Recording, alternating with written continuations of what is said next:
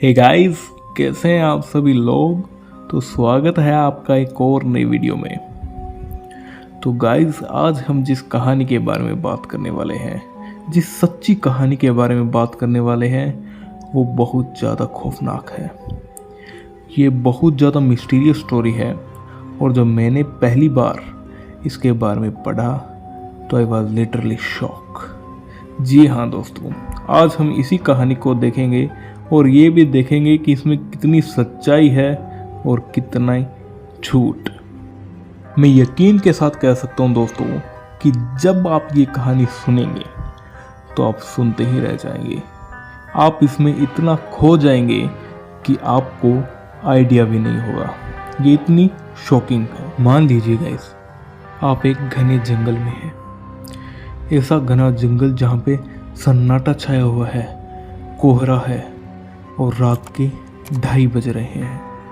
आप अकेले सुनसान रास्ते पे खड़े हैं। आपको अपने घर जाना है पर आपको वहाँ पे कोई भी नहीं दिखाई देता। जी हाँ दोस्तों, एकदम पिन ड्रॉप साइलेंट। बट आपको सामने से एक बस आती हुई दिखाई देती है। वो बस जो आपकी तरफ बढ़ रही है। अब आपको उस बस में चढ़ना ही है क्योंकि आपके पास कोई और रास्ता नहीं है।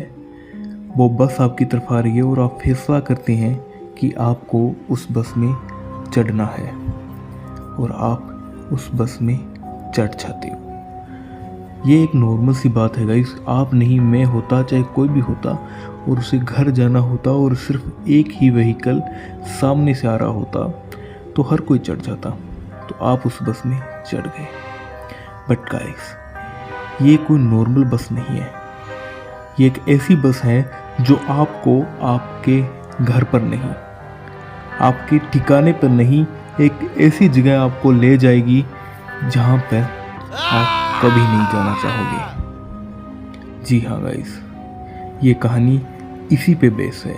यही वो बस है और ये बस आपको ऐसी जगह ले जाएगी जहां आपकी रूह कांप उठे। इतनी दिल दहला देने वाली ये कहानी है।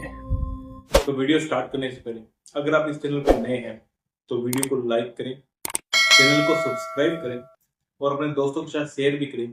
और ये कहानी आपको कैसी लगी कमेंट करके ज़रूर बताएं। हम ऐसी ही हॉरर, मिस्टीरियस, हिस्टोरिकल और रियल लाइफ केसेस के बारे में वीडियोस लेके आते रहते हैं। आप उन्हें भी जाके विजिट करें। ये कहानी एक बस की है। जी हाँ गाइस, एक नॉर्मल बस जो अपने रूट पे निकलती है और उसमें बहुत सारे पैसेंजर भी बैठते हैं। और ये एक नॉर्मल बस है, दिल्ली की तरह ये हमेशा निकलती है।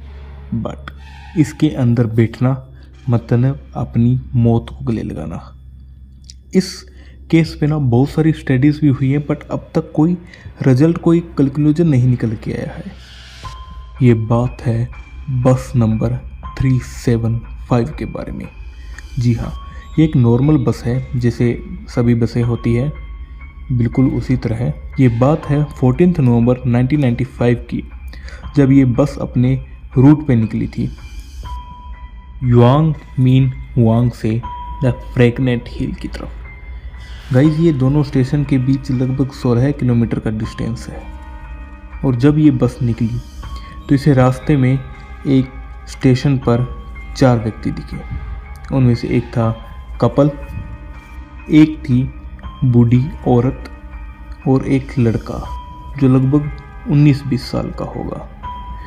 गाइस, अब ये स्टोरी अपनी रफ्तार पकड़ रही है तो आप डरने के लिए तैयार हो। देखिए, इस बस में इस यात्रियों के चढ़ने से पहले सिर्फ 2 ही लोग थे, एक बस ड्राइवर और एक उसका कंडक्टर जो लेडी थी। अब वो 4 पैसेंजर इस बस में चढ़ चुके थे और टोटल 6 लोग हो गए थे। और ये बस अभी सीधा फ्रैगनेंट हिल ही जाके रुकने वाली थी अपने डिपो पे। और रास्ते में बहुत ज़्यादा कोहरा था। जब ये बस चल रही थी तो ड्राइवर को अच्छे से दिखाई नहीं दे रहा था। तो उस ड्राइवर ने कहा कि क्या अब हमें इसी रास्ते से जाना चाहिए या हमें यू टर्न ले लेना चाहिए।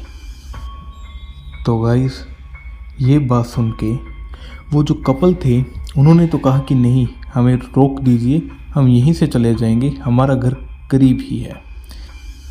तो बस अब आगे अपने रूट पे चल पड़ती है। तभी ड्राइवर जोर से ब्रेक लगाता है। वो लड़का पीछे से उठता है और चिल्लाता है कि ऐसे अचानक ब्रेक क्यों लगाए।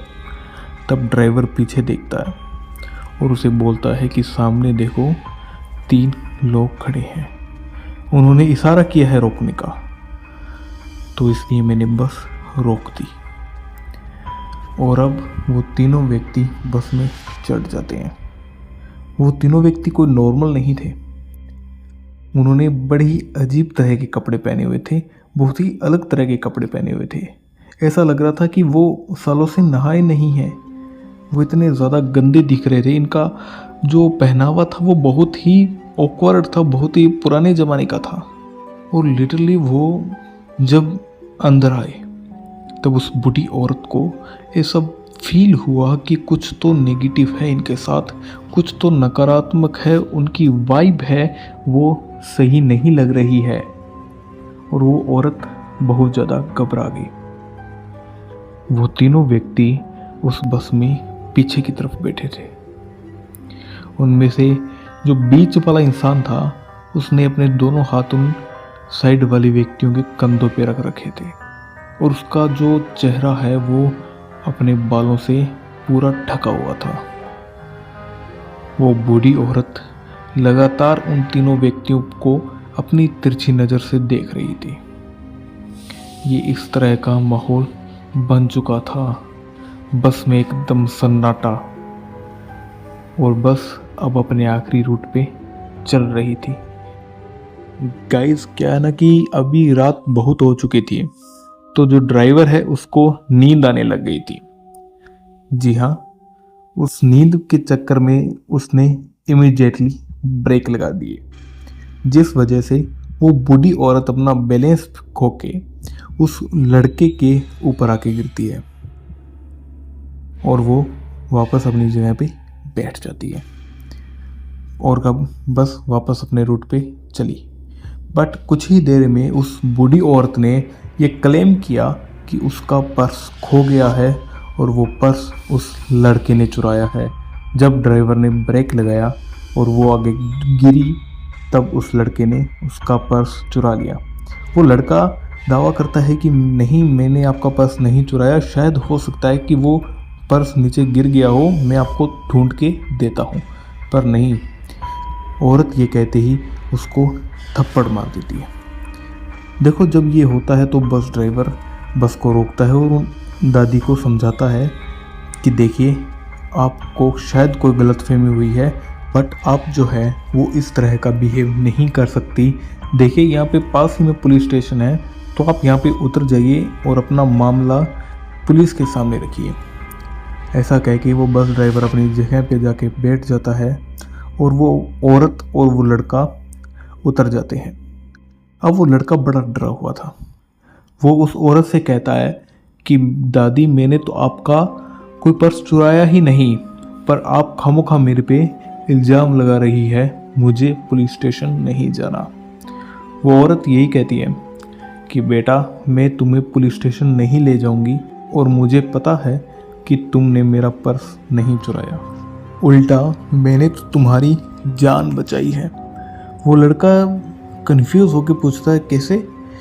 तब वो औरत कहती है कि जब वो तीनों व्यक्ति बस में चढ़े थे तो मुझे बहुत ही नेगेटिव वाइब आई थी। मुझे ऐसा लग रहा था कि कुछ तो पैरानॉर्मल है इनके साथ, कुछ तो गलत है इनके साथ, क्योंकि मुझे फील अच्छी नहीं आ रही है। और वो औरत आगे ये क्लेम भी करती है कि जब मैंने इनको बड़ी गौर से देखा, मैं इनको तिरछी नज़र से इन्हीं को देख रही थी, तो मैंने देखा कि इनके पैर भी नहीं है। जी हाँ।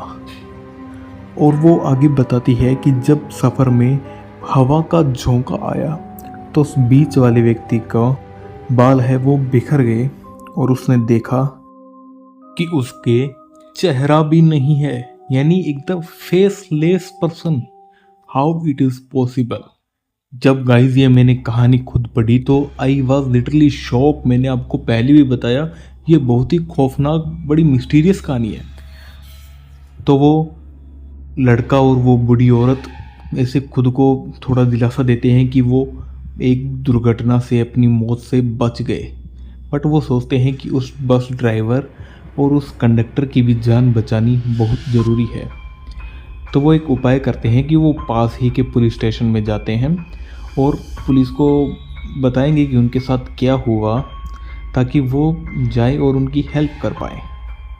बट अमूमन हम देखते हैं कि कोई जाता है और पुलिस को ऐसा कुछ बताता है तो पुलिस अक्सर पहली बार में यकीन नहीं करती है। और ऐसा ही कुछ हुआ जब वो बूढ़ी औरत और उस लड़के ने जाके पुलिस में अपनी बात रखी तो पुलिस वाले सामने से उन्हीं पे चिल्लाने लगे कि आप ये क्या मनगढ़ंत और क्या बेवकूफ़ों वाली बात कर रहे हो। तो उनको उन पे इस कहानी पे कोई विश्वास ही नहीं हुआ। बट इसी वजह से वो औरत और वो लड़का तो वहाँ से चले गए और थैंक यू करते हुए खुद को कि हमारी जान तो कम से कम बची। बट नेक्स्ट डे जब वो बस है वो अपने डिपो पे नहीं पहुंचती तो सामने से एक कंप्लेन आती है कि प्लीज़ हमारी बस को ढूंढे, क्योंकि वो रात को पहुंचनी चाहिए थी, वो आज भी नहीं पहुंची है। तभी उन पुलिस वालों को उस बूढ़ी औरत और उस लड़के के बात पे यकीन होता है। उनको वो बात याद आती है कि हाँ, कल रात को एक औरत और एक लड़का आया था और उन्होंने सेम यही कहा कि उस बस में कुछ गड़बड़ है, आप जाइए उन्हें बचाइए। अब पुलिस वाले अपनी गाड़ी निकालते हैं और उन्हें ढूंढने जाते हैं तो सरप्राइजली वो बस उनको फ्रैग्नेंट हिल्स में या उनके आसपास कहीं मिलती ही नहीं है। तभी पुलिस वालों को ये खबर मिलती है कि वो बस है वो फ्रैग्नेंट हिल से 100 किलोमीटर की दूरी पर एक नदी में डूबी हुई मिली है। जी हाँ गाइस, एक बस जिसको पहुंचना फ्रैग्नेंट हिल के पास था वो वहां से 100 किलोमीटर दूर एक नदी में। पुलिस इधर उधर जांच पड़ताल करती है और उस बस को उस नदी से बाहर निकालती है और उस बस की जांच करती है। सरप्राइजली बस में जो उनके बॉडी मिलती है, एक बस ड्राइवर की, एक उस कंडक्टर की और एक उस इंसान की जो उन तीनों इंसानों में बीच में बैठा था। इन तीनों की उन्हें बॉडी मिलती है और मतलब यकीन नहीं हो रहा था कि वो बॉडी सड़ चुकी थी। सिर्फ 2 ही दिन हुए थे गाइस इस बात को और बॉडी पूरी तरह से डिकम्पोज होकर सड़ चुकी थी, और वो भी पानी में। ये कोई पॉसिबल नहीं है, ये कोई नॉर्मल थिंग नहीं है। तो ये इन पे विश्वास कर पाना मुश्किल था। और जब पुलिस वालों ने देखा कि जो बस की फ्यूल टैंक है उसमें कितना फ्यूल है, तो जब उन्होंने वो खोला तो उसमें फ्यूल नहीं था, उसमें था ब्लड, खून। जी हाँ, वो खून से पूरी तरह से भरी हुई थी। जब पुलिस वालों ने ये पता लगाया उसके जो स्टेशन पॉइंट से जहाँ से वो चली थी कि इसके अंदर कितना फ्यूल था, तो उन्होंने बताया कि इसके अंदर इतना ही फ्यूल था कि वो फ्रैग्नेंट हिल्स तक पहुँच पाए, ना कि वहाँ से 100 किलोमीटर की दूरी पर किसी नदी में मिले। गाइस, ये सभी फैक्ट्स थे, ये हैरान कर देने वाले थे। और जब इन्होंने सीसीटीवी फुटेज देखा कि असल में बस वो वहाँ पे कैसे पहुंची और बीच में क्या हुआ, तो उन्हें सिर्फ वहीं तक का ही सीसीटीवी फुटेज मिला जहाँ पे वो ओल्ड लेडी और वो लड़का जिस स्टेशन पे उतरे थे या जहाँ पे जिस जगह पे वो उतरे थे, सिर्फ वहीं तक का ही सीसीटीवी मिला। और हैरानी की बात तो ये है कि पूरे रास्ते पे सीसीटीवी थे, फिर भी वो आगे किसी भी सीसीटीवी कैमरा में कैप्चर ही नहीं हुई। तो गाइस, ये जो 3-4 मतलब फैक्ट हैं, ये जो पुलिस को मिले बहुत हैरान कर देने वाले थे और यानी सोच भी नहीं सकते थे कि हुआ क्या होगा। ये मिस्ट्री सॉल्व ही नहीं हुई। इसको रिलेटेड मेरे पास भी कुछ थ्योरीज को सवाल है। यही सवाल कि मतलब वो इतनी बॉडीज थी, वो इतनी डिकम्पोज, इतनी सड़ कैसे चुकी थी, हालांकि वो इतने ही दिन हुए थे। और जो वो 2 लोग और थे जिन्होंने पुराने कपड़े पहने थे, वो कौन थे ना उनके बारे में पता चला। एंड गाइस, मेरे को लगता है कि शायद ये बस अभी भी उस रूट पे निकलती है रात 2:30 बजे, और वो अभी भी अपने उन्हीं पैसेंजर्स को बैठाती है और उनको अपना शिकार बनाती है।